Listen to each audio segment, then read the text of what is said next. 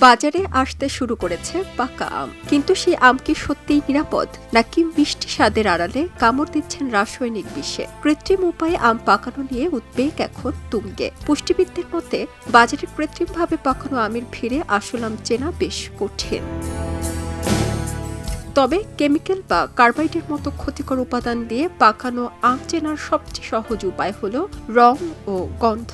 প্রাকৃতিকভাবে পাকা আমের ত্বক সমানভাবে হলুদ হয় না এবং এর বোটায় মিষ্টি সুবাস থাকে।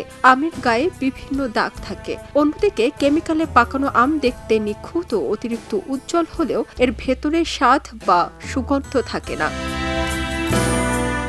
আম চেনার কিছু কার্যকর উপায় হচ্ছে, প্রাকৃতিকভাবে পাকা আমের গায়ে সবুজ, হলুদ বা কমলার মিশ্রণ থাকে এবং রং সব জায়গায় সমান হয় না। তবে কেমিক্যালে দেয়া আমের সম্পূর্ণ অংশই দেখতে অস্বাভাবিক উজ্জ্বল। আমের বোটার কাছে নাক নিয়ে শুকলে যদি মিষ্টি ফলের সুবাস পাওয়া যায় তবে সেটি গাছ পাকা। আর যদি কোনো সুগন্ধ না থাকে বা হালকা ঝাঁঝালো কেমিক্যালের গন্ধ আসে তবে বুঝতে হবে এটি রাসায়নিক দিয়ে পাকানো। স্বাভাবিক পাকা আম টিপলে নরম ও তুলতুলে মনে হবে। কেমিক্যালে পাকানো আম বাইরে থাকে শক্ত বা মসৃণ মনে হলেও এর ভেতরের অংশ অনেক সময় শক্ত থেকে যায়। আবার ভেতরের কিছু অংশ শক্ত, কিছু অংশ অধিক পাকা থাকে।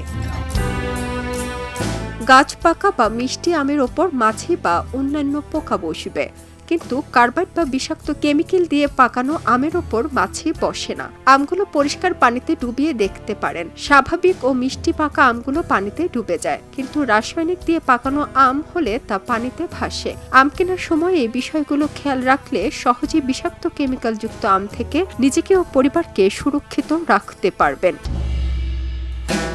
তারা জেরিন, খবরের কাগজ। খবরের কাগজ, নিখাত, নির্ভীক, নিরপেক্ষ।